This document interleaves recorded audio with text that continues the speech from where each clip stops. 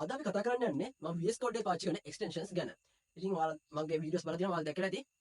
පැත්තෙන් තියෙන VS Code එකේ තියෙන මේ ෆයිල්ස් අපේ ෆයිල්ස් පෙන්වන්න, ඊට පස්සේ extension download කරන්න, git version control කරන්න. ඒ icon ටික තියෙන area එක. ඒක ඔයාලා දැකලා ඇති. මගේ තව icons ටිකක් වැඩිපුර තියෙනවා. ඉතින් මේ මොනවද? මේ මම දාගෙන තියෙන extensions. ඉතින් මම අද කතා කරන්න යන්නේ මම Visual Studio Code එකේ පාවිච්චි කරන extensions මොනවද කියන එක ගැන. ඉතින් මේ extension එක පාවිච්චි කරන්නේ මොකටද? මේ extension එක පාවිච්චි කරන්නේ විශේෂයෙන්ම අපේ වැඩ පහසු කරගන්න සහ අදාළ ලැන්ග්වේජස් වලට අදාළව ඕනි කරන ඒවා තමයි අපි පාවිච්චි කරන්නේ මේ ටූල්ස් පාවිච්චි කරන්නේ. ඉතින් මම කතා කරන ඒවා සාමාන්‍යයෙන් පාවිච්චි වෙන්නේ ඒ කියන්නේ ලැන්ග්වේජ් එකකට නෙවෙයි. මම කතා කරන ඒවා සාමාන්‍ය අපේ කෝඩින් එක්ස්පීරියන්ස් එක වැඩි කරගන්න, අපේ ස්පීඩ් එක වැඩි කරගන්න කෝඩ් කරන, ලේසියෙන් කෝඩ් කරන්න වගේ උපකාරී වෙන එක්ස්ටෙන්ෂන් තමයි මම කතා කරන්නේ.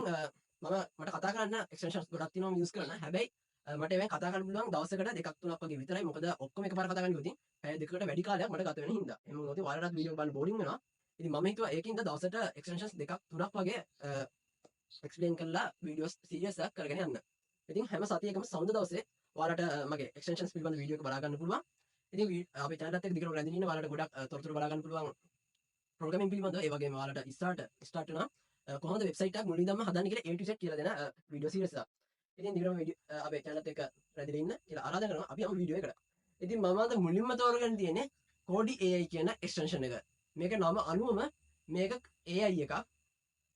මේක AI කිහිපයක එකතුවක් කියන්න පුළුවන්. මොකද මේකේ Cloudflare එක, ඊට පස්සේ ChatGPT එක මේ වගේ AIs ගොඩක් මේ වෙදි තියෙන යූස් වෙනවා.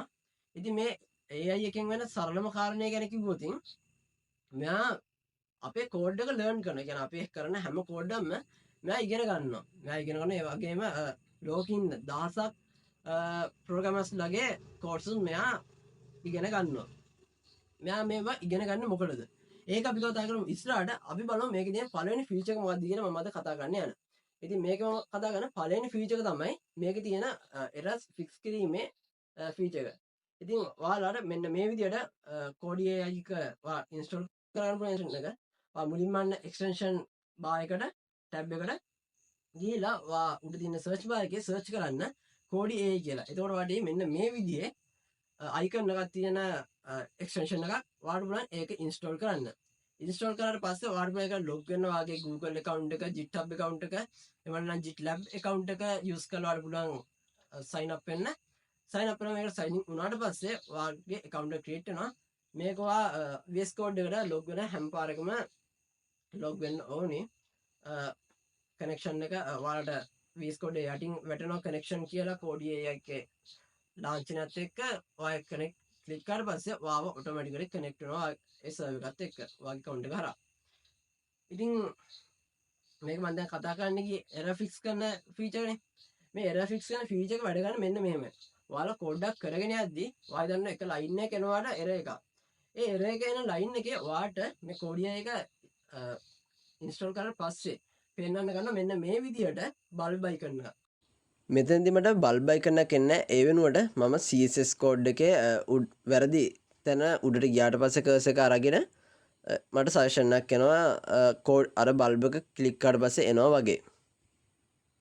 මේ බල්බ් icon එක ක්ලික් කරාට පස්සේ ඔයාගෙන් අහනවා ඔයාට එනවා ලිස්ට් එකක් මට නම් ලිස්ට් එකක් එනවා ඔයාට කොහොමද දන්නේ නැහැ මොකද මගේ එක්ස්ටෙන්ෂන්ස් ගොඩක් තියෙනවා AI එක්ස්ටෙන්ෂන්ස් ගොඩක් තියෙන ඒකින්ද මගේ මේ විදිහට code GPT ChatGPT tab9 මේ වගේ ගොඩක් තියෙනවා. මේ ඔයාලට මෙතන පේනදී ask code කියලා තියෙනවා. ඔයාලා ඒක දුන්නට පස්සේ ඔයාගේ කෝඩ් එකේ තියෙන ඒ error එක මෙයා බලලා Cody AI එකෙන් බලලා ඔයාලට ඒක ෆික්ස් කරලා දෙනවා. මේක 95%ක් විතරම ගොඩක් වෙලාවට හරියට ෆික්ස් කරනවා. හැබැයි සමහරක් වෙලාවට මේකෙන් ඒ කියන්නේ වැරදියට ෆික්ස් කරන අවස්ථා තියෙනවා. එහෙම වුණොත් ඔයාලට වෙනවා ඔයාලට පුළුවන් විදියට ඒක හදාගන්න. මොකද ඒක Cody AI එකත් බැරි නිසා තමයි ඒක හරියට වෙලා නැති. එයා winning code එක තමයි එතකොට එතන රීප්ලේස් කරලා තියෙන්නේ. ඒ වගේ වැඩ වෙනවා. ඒක නිසා සම්පූර්ණයෙන්ම මේ එක්ස්ටෙන්ෂන් මතම ඉන්න එපා. ඔයාලත් පොඩ්ඩක් බලලා මේවා හරියට ඇප්ලයි කරගන්න නැත්නම් ඔයාගේ කෝඩ් එක සම්පූර්ණයෙන්ම වරදින්න ඉඩ තියෙනවා.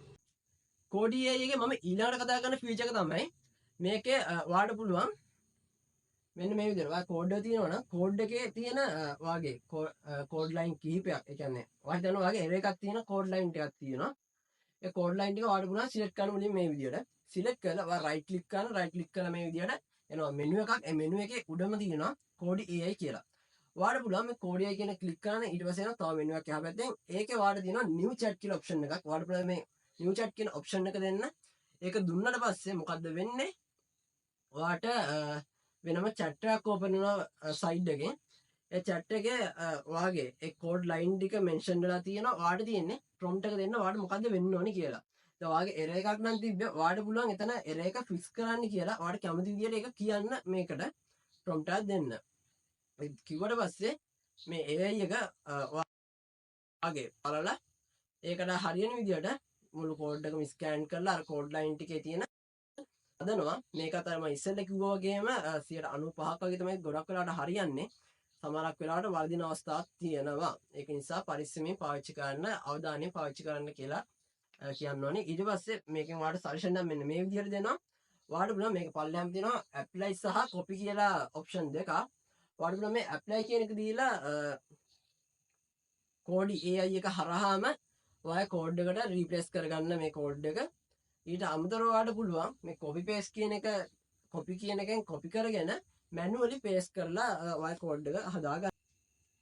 ඉතින් ඔයාලට මේ විදිහටම ආපහු මේ විදිහට select කරලා ආපහු new chat කියන එක අරගෙන ඔයාලට මෙතන දෙන්න පුළුවන්. දැන් ඉස්සෙල්ලා අපි කරේ error එකක් හදපු එකනේ. ඔයාලට error එකක් හදන්න වගේම ඔයාලට අලුත් දෙයක්. ඒ කියන්නේ අපි සාමාන්‍යයෙන් chat GPT ගහලා ගන්නවනේ අලුත් codes. ඒ කියන්නේ මට product එකක් ගන්න ඕන නම් product card එකක් මට ඕනේ. මට මේක හදලා දෙන්න කියලා chat GPT කියලා අපි ගන්නවනේ. මෙන්න මේ විදිහටම ඔයාලට පුළුවන් අර code line ඒ කියන්නේ ඔයා හිතන්න ඔයාලා div එකක් හදලා තියෙනවා. ඔයාලට ඕනේ මේ div එක ඇතුලේ product card එකක් හදාගන්න. ඔයා කරන්න ඕනේ මේ div එක select කරලා new chat එකක් දෙන්න. chat එක දීලා ඔයා කියන්න ඕනේ මට මේ div එක ඇතුලේ image එකක් දාලා header එකක් දාලා පොඩි short description එකක් දාලා මට කාඩ් එකක් හදලා දෙන්න කියලා ඔයා කිව්වට පස්සේ මෙයා ඒකට දාලා විදියට කෝඩ් එක ඔයාලට හදලා දෙනවා. ඔයාලට රෙස්පොන්සිව් විදියට නම් මේක ඕනේ. ඔයා රෙස්පොන්සිව් විදියට මෙයා හදලා දෙනවා. ඉතින් මේක ගොඩක් ඔයාගේ වැඩ ලේසි කරනවා මේ විදියට. ඊට පස්සේ ඔයාලට කරන්න තියෙන අර ඇප්ලයි කියන එක දෙන්න. ඊට පස්සේ ඔටෝම ඇප්ලයි වෙනවා කෝඩ් එක. එහෙම නැත්නම් ඔයාලට පුළුවන් කොපි කරලා පේස්ට් කරලා. ඉතින් මේක ඊළඟ කතා කරන්න තියෙන ෆීචර් එක ගොඩක්ම වැදගත් වෙන්නේ යුනිවර්සිටි ස්ටුඩන්ට්ස් ලට. මොකද කිව්වොත් යුනිවර්සිටි ස්ටුඩන්ට්ස් ලට ගොඩක් වෙලාවට වයිවා වලදී ඩොකියුමන්ට් එකක් අරගෙන එන්න කියනවා. එයාලා කෝඩ් එකට සම්බන්ධව මටත් ඒක වෙලා තියෙනවා වෙබ් වයිවා වලදී අපිට කිව්වා ඩොකියුමන්ටේෂන් එකක් අරන් එන්න කියලා. ඉතින් මේකෙදි මගේ ඉංග්‍රීසි දැනුම ටිකක් අඩුයි. ඒකින්ද මට ලොකුවට පැහැදිලි කරලා විස්තර කරන්න බෑ කිසිම දෙයක්. මට කෝඩින් පුළුවන්. ඉතින් මම කෝඩ් එක එක්ස්ප්ලේන් එකක් ගන්න ඕනේ. ඒක නම් යූස් කරන්නේ මෙන්න මේ Cody AI එක. Cody AI එකේ තියෙනවා කලින් විදියටම මෙනු එකට ගියාට පස්සේ මෙන්න මේ විදියට ඔයාලට පෙන්වන explain code කියලා ඔප්ෂන් එකක්. මේක document code කියලා එකකුත් තියෙනවා. ඒක අපි පාවිච්චි කරාට පස්සේ ඒකෙන් වෙන්නේ ඔයා දැන් ඔයා හිතන්නකෝ මේ ඔයා සිලෙක්ට් කරා කියලා කෝඩ් ලයින් ටික. ඒ කෝඩ් ලයින් එකේ කරලා තියෙන දේ මෙයා පැහැදිලි කරලා පොඩි කමෙන්ට් එකක් එතනට ඇඩ් කරන එක තමයි කරන්නේ. නැත්නම් ඔයාලට එක්ස්ප්ලেইন එකක් දෙන්නේ නැහැ මෙයා. ඉතින් මේ එක්ස්ප්ලেইন කෝඩ් කියන එක දුන්නාට පස්සේ ඔයාලට ෆුල් ඩීටේල් විස්තරයක් දෙනවා. ඒ වගේම මේ ඩීටේල් කරලා දීපු විස්තරේ සමරයිස් කරපු පොඩි පැරග්‍රාෆ් එකක් යටින්ම වැටෙනවා. ඔයාලට බලන්න මේක යූස් කරන්න ඔයාගේ ඩොකියුමන්ට් වලට ඔයා ක්ලයන්ට් ප්‍රොජෙක්ට් කරනවා නම් මේ ක්ලයන්ට් ප්‍රොජෙක්ට් වලදීත් ඔයාලා ඩොකියුමන්ට් එකක් ප්‍රොජෙක්ට් ප්‍රොපෝසල් එකක් හදන්න ඕනි. ඒවටත් මේක යූස් කරන්න පුළුවන් ඔයාලට. මම ඊළඟට කතා කරන්න යන්නේ මේකේ තියෙන most importantම feature එක. ඒ වගේම මම ගොඩක්ම යූස් කරන feature එක තමයි මේක. ඒක තමයි code suggestion දෙන එක. මම ඔයාලට ඉස්සෙල්ලා පැහැදිලි කරා මේ AI එක අපිව ඒ කියන්නේ අපි කෝඩ් කරද්දී ඒක ඉගෙන ගන්නවා. ඒ වගේම තව කෝඩර්ස්ලා කෝඩ් කරද්දී ඒව ඉගෙනගෙන මෙයා ස්ටෝර් කරන් තියාගෙන ඉන්නවා කියලා. ඉතින් මේක මෙයා මොනවටද මේක තියාගෙන ඉන්නේ කියලා මම කිව්වා මම ඊළඟට මේ පැහැදිලි කරගෙන යද්දි කියන්නම් කියලා. ඉතින් මේ කෝඩ් සෙෂන් දෙන එක තමයි මෙයා මේක කරගන්නේ. මෙයා අපි කෝඩ් කරද්දී අපි කෝඩ් එක සම්පූර්ණයෙන්ම ලර්න් කරනවා. ඒ වගේම එයා අර වෙන අයගෙන් ලර්න් කරපු පැටර්න්ස් ස්ටයිල්ස් උත් මෙයා ස්ටෝර් කරලා තියාගෙන ඉන්නවා. මෙයා ඒවයි අපි කෝඩ් කරද්දී අපේ ස්ටයිල් අපි කලින් කරපු කෝඩ් වල ස්ටයිල් මේ ඔක්කොම පැටර්න් ඔක්කොම ඇනලයිස් කරලා තියාගෙන අපි දැන් කරන කෝඩ් එකේ අපි ඇනලයිස් කරලා යා හරි මෙයා දැන් මම හිතන්නේ මම හදන්නේ e-shop එකක්. මෙයා දැන් හදන්නේ e-shop එකක්. මෙයා දැන් ඊළඟට ඇඩ් කරන්න යන්නේ product card එකක්. ඒතකොට මම දෙන්න සජෙෂන් එක මෙන්න මේක කියලා මෙයා අර product card එකට ඕනි කරන කෝඩ් එක සම්පූර්ණයෙන්ම සජෙස්ට් කරනවා. ඔයාලට තියෙන්නේ ටැබ් එක ක්ලික් කරලා ඒක දාගන්න විතරයි. සජෙෂන් එකක් දෙන විදිහ වලට පෙන්නන මෙන්න මේ ඔයාලා කෝඩ් එක කරගෙන යද්දි මෙන්න මේ විදිහට තමයි එයා සජෙෂන් එක දෙන්නේ. ඔයාලට මේ විදිහට ආවට පස්සේ ඔයාලට තියෙන්නේ කෝඩ් එක ඔයාලට ඕන විදිහට තියෙනවා නම් ඒ කියන්නේ ඔයා ඊළඟට කරන්න ගිහපු කෝඩ් එක නම් මේ තියෙන්නේ ඔයාලට ඒක පොඩි වෙනස්කම් ටිකක් විතරයි නම් කරගන්න තියෙන්නේ. ඔයාලට පුළුවන් ටැබ් එක ක්ලික් කරලා මේක ගන්න. ඉතින් මේ විදිහට තමයි Cody AI එකේ වැඩේ වෙන්නේ. මේකේ ડોකියුමන්ට් කෝඩ් කියන එක දුන්නට පස්සේ මෙනු එකේ තියෙන ඒකෙදි ඔයාලට කමෙන්ට් එකක් තමයි ඇඩ් වෙන්නේ කෝඩ් ලයින් වල තිබෙ මොකක්ද කියන එක සමරි එකක් වගේ. අනිත් ඒවාත් එච්චර වැදගත් වෙන්නේ නැහැ අපිට කෝඩ් කරගෙන යද්දී. ඔයාලට වැදගත් වෙන ටික තමයි මම මේ විදිහට පැහැදිලි කරේ. ඉතින් අපි ඊළඟට කතා කරන්න යන ටූල් එක තමයි එක්ස්ටෙන්ෂන් එක තමයි auto rename tag කියන්නේ.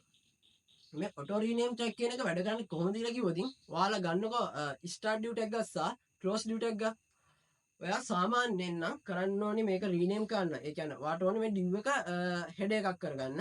ඔයා එන කරන්න ඕනේ මේ start tag එකේ තියෙන div එක මකලා ඒකට header කියන එක replace කරන්න ඕනේ. ඒ වගේ මේ closing tag එකේ තියෙන එකට header එක replace කරන්න ඕනේ div එක අයින් කරලා.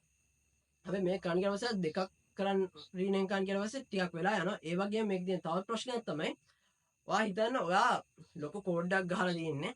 ඔයාට කරගෙන යද්දි මතක් වෙනවා මම මෙතනට header tag ගත්තයි දාන්න මම හිතේ div tag ගත්තයි දාලා දෙන්න කියලා. දැන් ඒ ASCII ගොඩක් div tag දාලා තියෙනවා. ඔයා එකෙන් එක div එකක් rename කරනවා header කියලා. ඊට පස්සේ පල්ලා එක හොයන්න ගියාට පස්සේ ටිකක් වෙලා යනවා. මොකද සමහරක් වෙලාවට පැටලෙන්න පුළුවන් ඔයාගේ කෝඩ් එකේ ගොඩක් divs තියෙන හින්දා. මොකද ගොඩක් වෙලාවට සමහරක් වෙලාවට එක කෙලින් තියෙන ඔයාට ෆෝමැට් කරලා එක කෙලින් ගන්න පුළුවන්. ඒත් අර පල්ලෙහාට හොයාගෙන යද්දි සමහරක් වෙලාවට පැටලිලා වෙනස් වෙන වෙලාවල් එනවා. ඉතින් මේකෙදි මේ අවස්ථාවේ වළක්ව ගන්න මේ auto rename tag කියන එක අපි use කරන්නේ. ඔයාට මේකෙදි දැන් ඔයා ගන්න ඉස්සෙල් උදාහරණයක් div දෙකක් තියෙනවා. ඔයාට start div tag එක තියෙනවා close div tag එක තියෙනවා.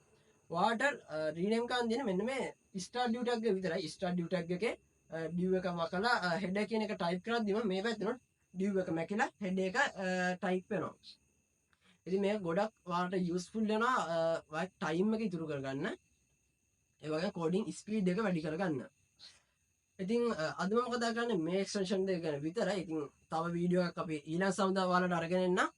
ඒකෙදි අපි ඔයාගේ errors හඳුනා ගන්න ලේසි කරන එක්ස්ටෙන්ෂන් එක ගැන කතා කරනවා. ඔයාලට වීඩියෝ එක බලන්න ඕන නම් channel subscribe කරලා පල්ලා බටන් එක ක්ලික් කරලා පස්සේ subscribe වෙන්න පුළුවන්.